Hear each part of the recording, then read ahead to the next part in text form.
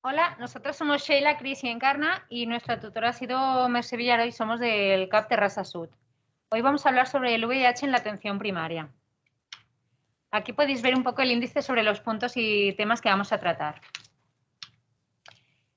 Actualmente en España hay de 130.000 a 160.000 casos, donde un 18% de ellos son una infección oculta y el 50% son con diagnóstico tardío. La prevalencia en 2019 fue de un 7,46 cada 100.000 habitantes, donde solo un 67% de la población tuvo acceso al TAR. En este mapa podéis observar la distribución de personas que viven con VIH en el mundo, que es de casi 38 millones de personas. Respecto a la epidemiología, como podéis ver en la gráfica, el mayor porcentaje, con 56,6, son hombres que tienen sexo con hombres. Si miramos según el género, en los hombres son el caso que ya hemos comentado con un 66% y en las mujeres sería heterosexual con un 80,6%. Un tercio de los nuevos diagnósticos que hay corresponde a personas nacidas fuera de Europa Occidental. Y el 14,4% de los nuevos diagnósticos en España corresponde a personas de más de 50 años y heterosexuales. Bueno, yo voy a pasar a hablaros inicialmente sobre la evolución natural de la infección por VIH, que se clasificaría en tres fases. La fase inicial, que se denomina síndrome agudo y que está caracterizada por la aparición en más del 50% de los casos de síntomas que son inespecíficos, como fiebre, odinofagia, adenopatías, diarreas, etc. Estos síntomas pueden permanecer hasta un mes y, como son tan inespecíficos, pues el diagnóstico diferencial es bastante amplio, siendo los más frecuentes la mononucleosis infecciosa, la gripe, la faringitis por estreptococo y la virasis inespecífica. A nivel biológico, como podéis ver en la imagen superior a la derecha, se caracteriza por un aumento importante de la carga viral y un descenso de CD4. Durante esta fase se lleva a cabo la seroconversión. Posteriormente tendríamos la fase crónica, en que la mayoría de casos es asintomática o en algunas personas podemos encontrar adenopatías generalizadas persistentes. A nivel biológico, esta fase se correspondería con una recuperación de CD4 que se mantienen estables en el tiempo y con un descenso importante de la carga viral. Por último, en el 80% de pacientes que no reciben terapia antirretroviral, encontraríamos la fase final, en la cual pues, hay un descenso muy importante de CD4 con un ascenso también muy importante de carga viral y en la que podríamos ya empezar a encontrar pues, tumores, infecciones por gérmenes oportunistas, etc. En esta imagen y en la de la siguiente diapositiva encontraréis la estadificación clínica que establece la OMS, en que, aparte de los síntomas, también clasifica a las personas con infección por VIH en función del recuento de CD4. En total se clasifican en 4 estadios. Aquí tendríais los 3 primeros y en esta pues el estadio clínico 4. Más que nada para que lo tengáis luego y lo podáis consultar en caso necesario. Respecto al cribado, comentar que el diagnóstico tardío es un punto importante a nivel estatal, ya que en España, en 2014, el 46% de los nuevos diagnósticos fueron tardíos. ¿Qué significa? Que en el momento del diagnóstico, aquellas personas que tenían infección por VIH presentaban un recuento de CD4 inferior a 350 células por microlitro. Y el 28% de estas presentaban además una enfermedad avanzada, con un recuento de CD4 menor de 200 células por microlitros. ¿Esto qué supone? Supone una elevada tasa de morbimortalidad, con un aumento de costes económicos y un aumento también de transmisión a terceros. De manera que desde atención primaria es muy importante conocer las indicaciones de cribado. Inicialmente haremos cribado a todas aquellas personas que nos lo soliciten, pero aparte lo solicitaremos nosotros a todas aquellas personas que estén en exposición de riesgo. ¿Quiénes son? Pues aquí tenéis en la tabla número 1 todas las indicaciones, pero bueno, tendríamos los hombres que tienen sexo con hombres, las personas que son usuarias de drogas por vía parenteral, que se dedican pues, a la prostitución, personas que han sido agredidas sexualmente, personas que están ingresadas en instituciones penitenciarias, etcétera.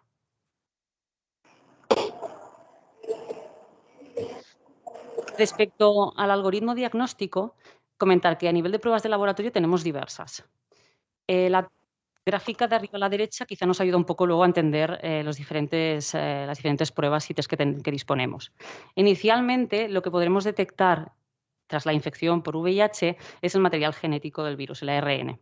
Posteriormente, podremos detectar el antígeno P24 que está en la superficie del VIH tipo 1 y ya a partir de las cuarta, sexta semana, incluso hasta los 6 meses, detectaríamos los anticuerpos.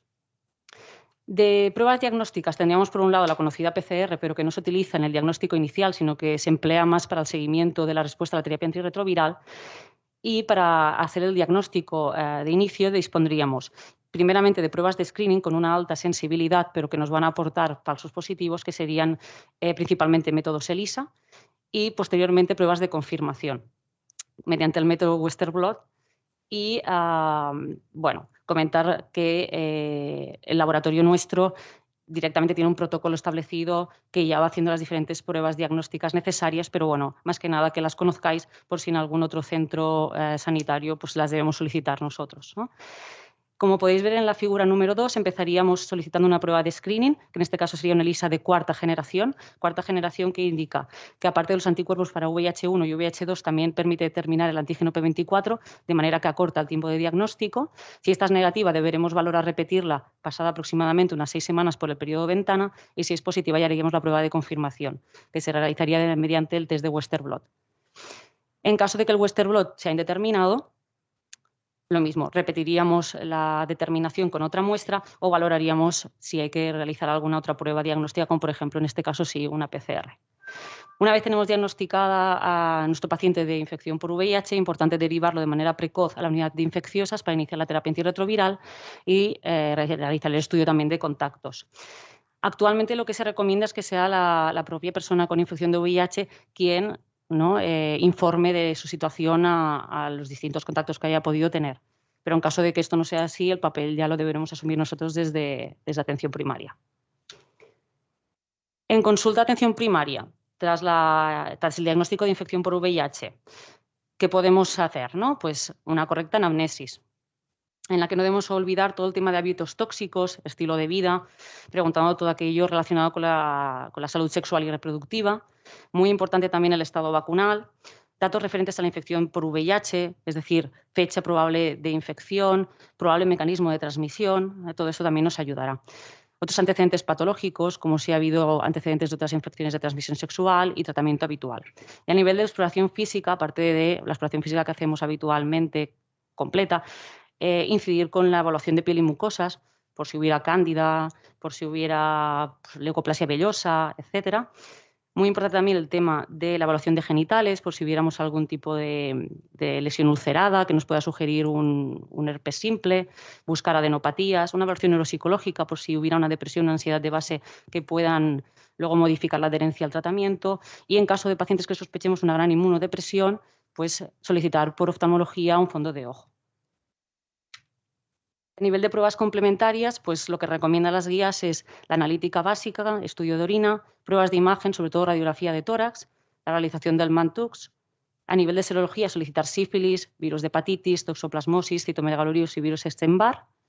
A nivel de las mujeres, muy importante el tema de la citología y el frotis vaginal, sobre todo en hombres que tienen sexo con hombres de tipo receptivo, el cultivo rectal y faringio, y podríamos solicitar también desde atención primaria un estudio de poblaciones linfocitarias, pero esto nos serviría principalmente para la estadificación de la OMS, y quien aportaría más información sería probablemente el equipo de infecciosas para posteriormente iniciar y hacer un seguimiento del tratamiento terapéutico. En cuanto al tratamiento antirretroviral, debe iniciarse en todo paciente con VIH confirmado lo antes posible y mantenerlo indefinidamente, puesto que los beneficios potenciales superan a los posibles inconvenientes. Habitualmente, el tratamiento se inicia en la unidad de infecciosas en el ámbito hospitalario, previa valoración de resistencias, tropismo al receptor CCR5, coinfecciones con otros microorganismos, la carga viral y el nivel de linfocitos CD4 y CD8.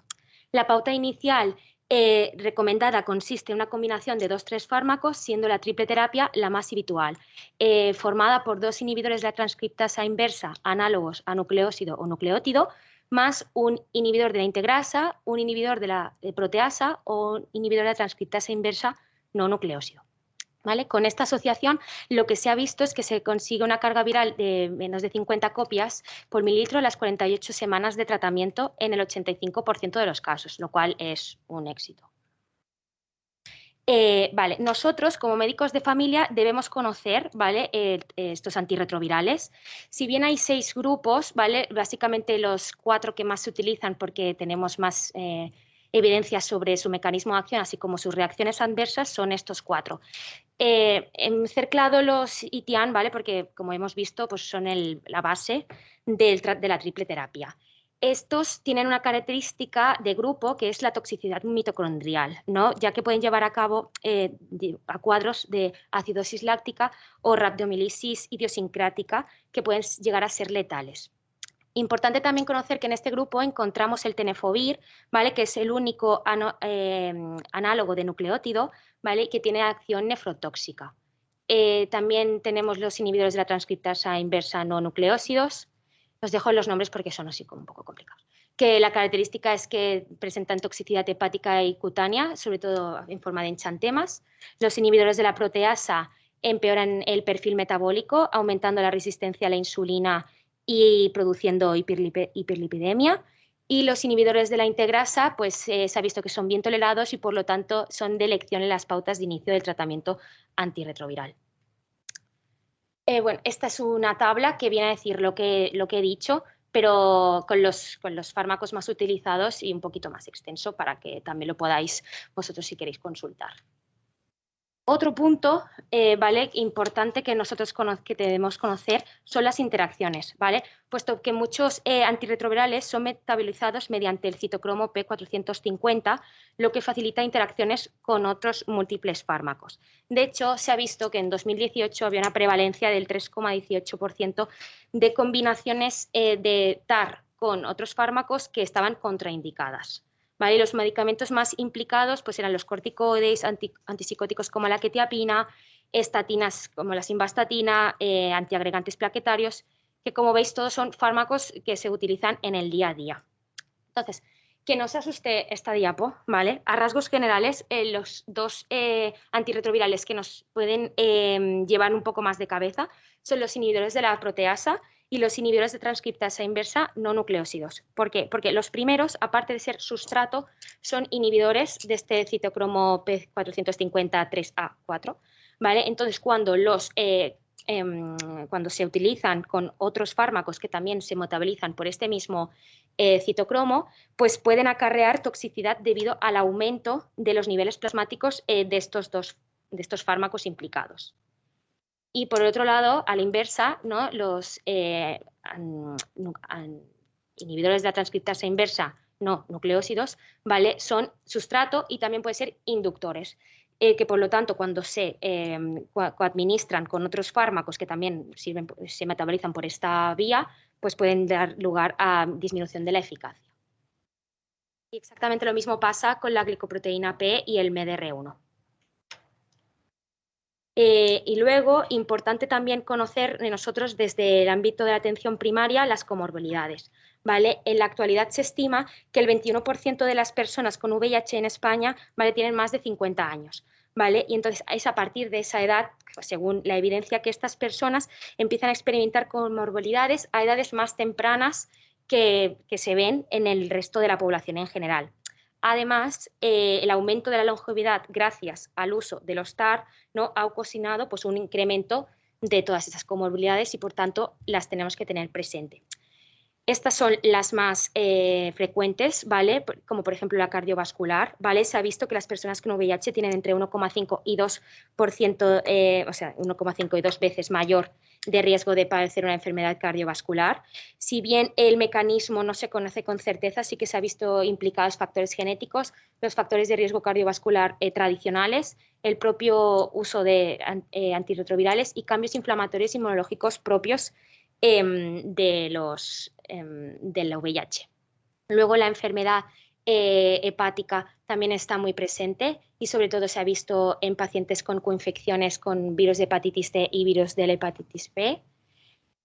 También tiene un mayor riesgo de enfermedad renal crónica, no solo por la nefropatía asociada al propio VIH, sino por otros factores de riesgo como el grado de inmunodeficiencia o fármacos antirretrovirales como antes he comentado el tenofovir, que era nefrotóxico. También presentan 2-3 veces mayor incidencia de padecer neoplasias, siendo el linfoma no Hodgkin, el cáncer de pulmón y el cáncer anal, cáncer de mama los más prevalentes, osteoporosis y fragilidad. Y luego a nivel de neuropsiquiatría, no es que presenten una mayor prevalencia, pero sí que se ha visto que aparece en edades más tempranas, la demencia siendo la subcortical, habitual, y un aumento importante de la prevalencia de depresión. Estos pacientes tienen entre un 30 y un 61% de depresión. Respecto al seguimiento de esta población, tenemos en cuenta que hay que fomentar un estilo de vida saludable, tanto con una dieta como ejercicio físico. También es importante ajustar la medicación de forma adecuada, ya que así fomentamos la adherencia al tratamiento y minimizamos el riesgo de coinfecciones. No podemos olvidarnos del estudio de los contactos y asegurar sobre la práctica sexual de prácticas seguras. Como bien hemos comentado hace un momento, es importante la detección de comorbilidades y el diagnóstico precoz para evitar infecciones oportunistas. Sobre la vacunación en estos pacientes, aunque poblacionalmente se piensa que algunas de las vacunas no son buenas para ellos, este conocimiento que se tiene es erróneo, ya que sí que es importante que ellos estén correctamente vacunados. Lo único que hay que tener en cuenta es que según la carga viral de los pacientes en el momento de la vacuna, la efectividad puede disminuir un poco, pero sí deben ser vacunados. Hay que tener en cuenta que no es un motivo para retrasar la vacunación, por tanto.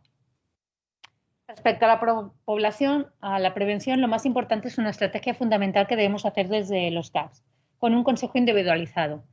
Sobre todo debemos insistir en las medidas conductuales, ya sea para prevención del VIH o otras enfermedades de ITS, la educación sanitaria para minimizar el riesgo de prácticas de riesgo, el uso del preservativo y los programas para usuarios de drogas, sin olvidarnos de la profilaxis, ya sea pre- y posexposición. Como mensaje importante que debemos llevarnos hoy es que el diagnóstico precoz que realizamos nosotros desde el ambulatorio para poder derivar a los pacientes a la atención especializada permite ayudar a mejorar el pronóstico de estos pacientes y a disminuir la incidencia si lo hacemos de forma más rápida. Por tanto, nuestro papel es muy relevante en este caso, ya que debemos tener criterios específicos que nos permitan reconocer a personas con riesgo de infección o que tienen síntomas en infección temprana para poderla derivar.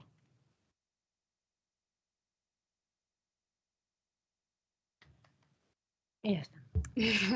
Bueno, ahora pasaré al siguiente grupo y si os parece, como hoy es monotemática VIH, las preguntas las hacemos al final porque quizá el siguiente grupo con sus exposiciones puede resolver alguna duda.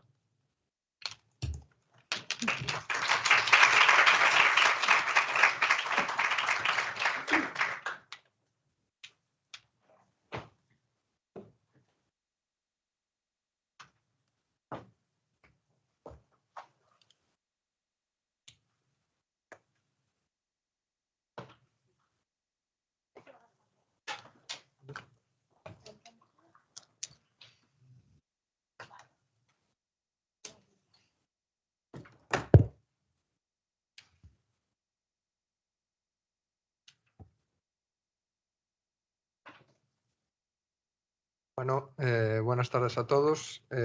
Nosotros también vamos a hablar sobre el VIH, pero en concreto sobre las actividades preventivas frente al VIH.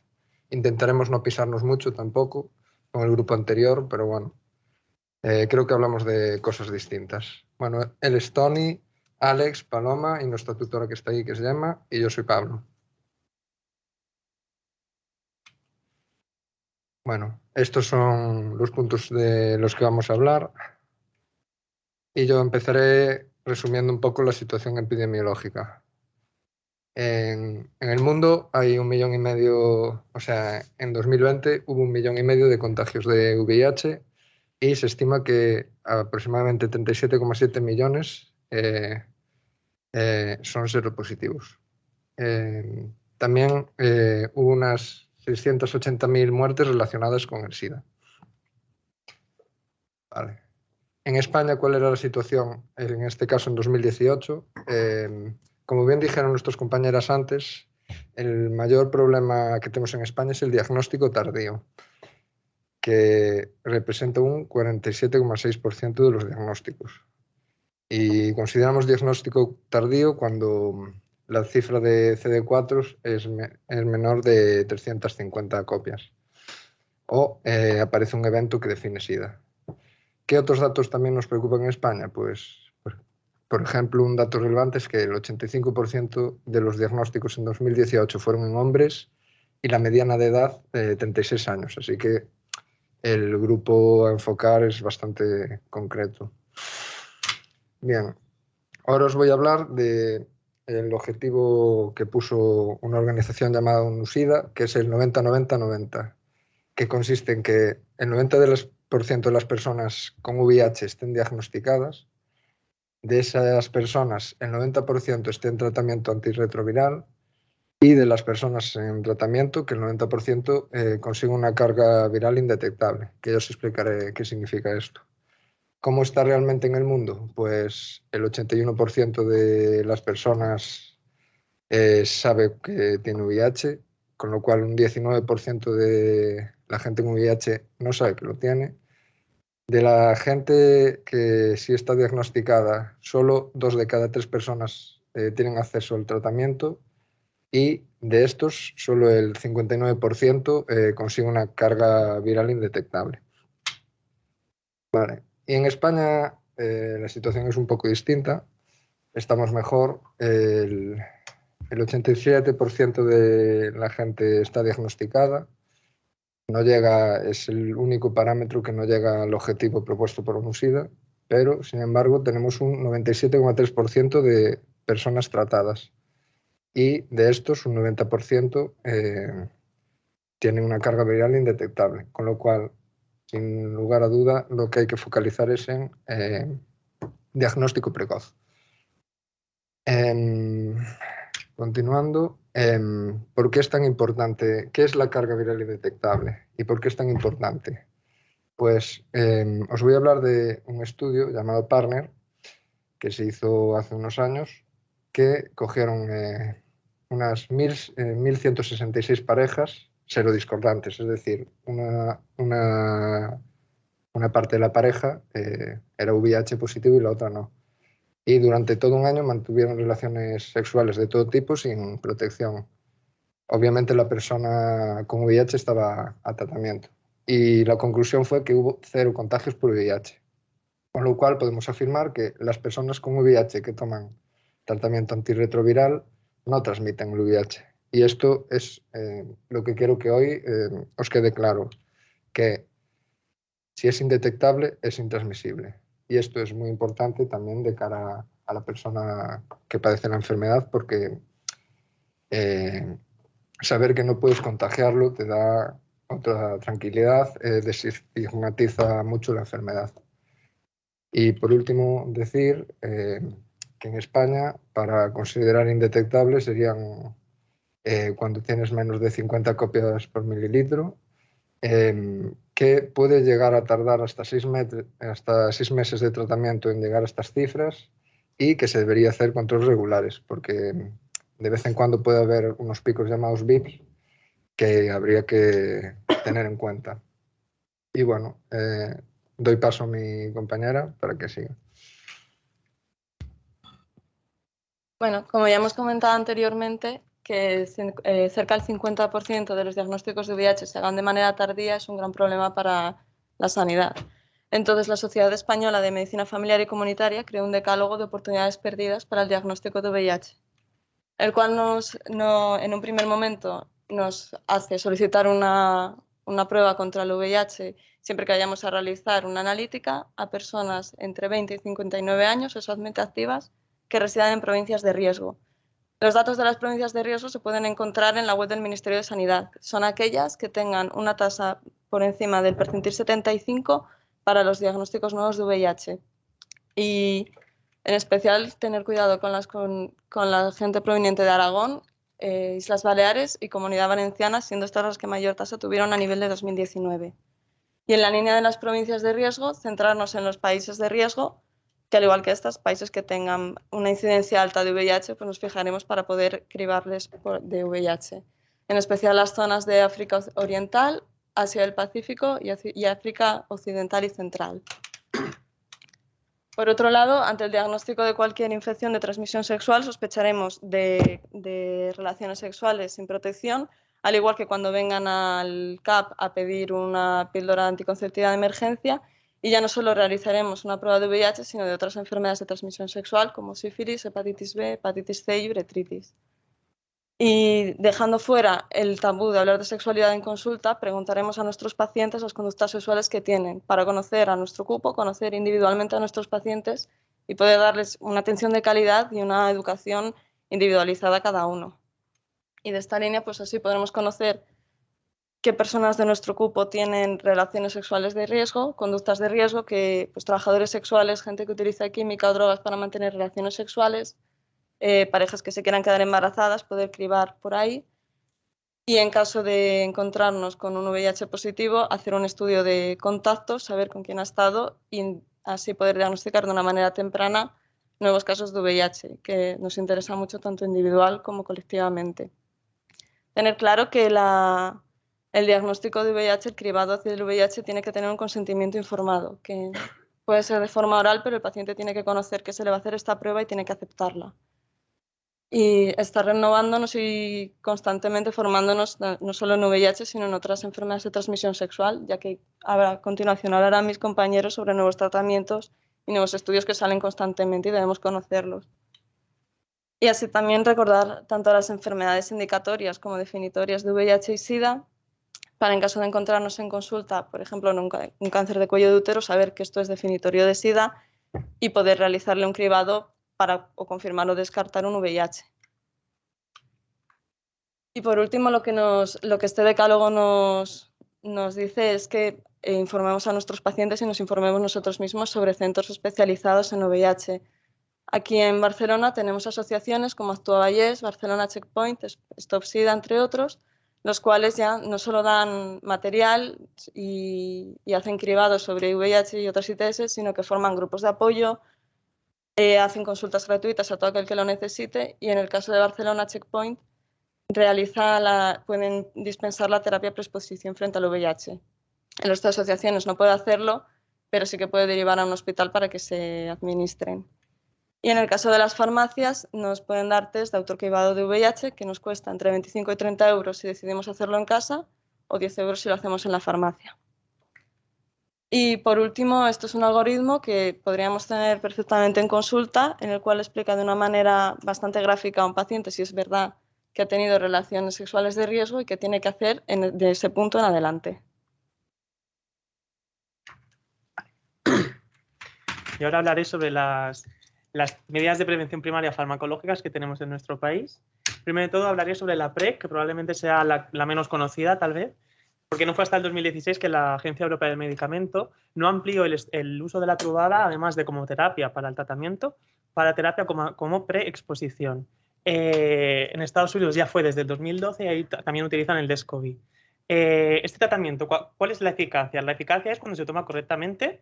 Podemos llegar a en torno a un 85-99% de efectividad para evitar el contagio mediante relaciones sexuales, ¿vale? Y hasta el 74% en usuarios de drogas por vía parenteral.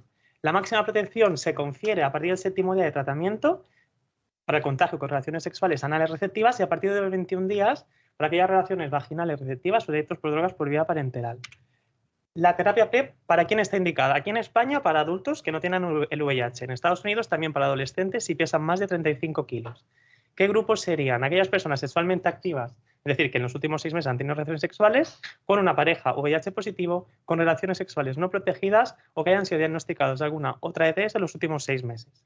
También a usuarios a drogas por vía parenteral que tengan un compañero VIH positivo o que compartan los materiales de inyección.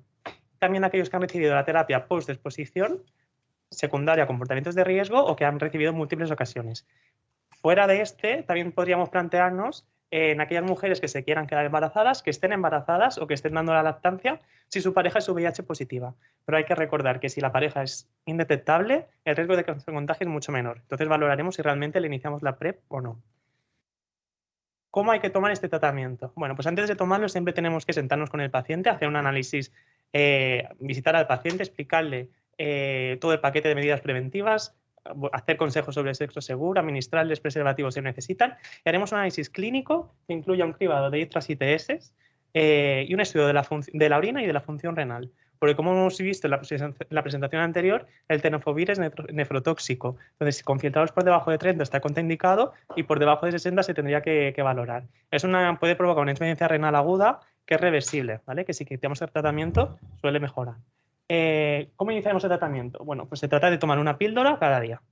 Y durante el tratamiento vamos a hacer un seguimiento al paciente cada 3 meses. Volveremos a visitar al paciente, le darán la medicación, volverán a hacerle otro estudio analítico, como el inicial, y se volverá a hacer hincapié en el tema del sexo seguro, las medidas de prevención, y también esto nos ayudará primero a controlar el resto de infecciones de transmisión sexual, las diagnosticaremos antes, las trataremos antes, haremos un mejor seguimiento y además aseguraremos la adherencia al tratamiento de la PrEP. ¿Vale? Aquí en España todavía está pendiente de aprobación el régimen intermitente. ¿Este qué consiste? Es la técnica 2-1-1. Esto es en aquellos pacientes que puedan planificar su relación sexual con tiempo, tendrían la alternativa de utilizar 2 píldoras, entre 2 y 24 horas antes de tener la relación sexual y luego una píldora diaria los 2 días siguientes. Esto se ha puesto que es igual de eficaz que la de toma diaria, pero en los estudios la adherencia ha sido menor. Entonces, por ahora, aquí no se utiliza. Y sobre todo está dedicando sobre todo en el turismo sexual. Alguien que va del pueblo y se va a pasar un fin de semana a Madrid, Barcelona y va a tener sexo, pues esta persona se lo pueden plantear. Ahora pasaremos a la terapia post-exposición. Esa seguramente ya muchos la conocemos.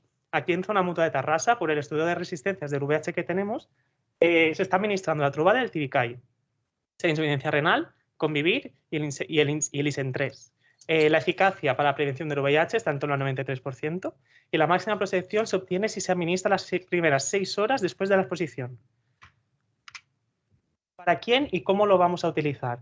En situaciones de emergencia, es decir, relaciones sexuales de riesgo. Como ha comentado mi compañera, según qué tipo de, por ejemplo, si es una pareja sexual que tiene VIH positiva o si es una relación sexual probablemente con hombres, sexo anal receptivo, o si es con múltiples personas, sexo grupal, o uso de sensets con trabajadores sexuales, entonces aquí nos tiene que saltar la alarma.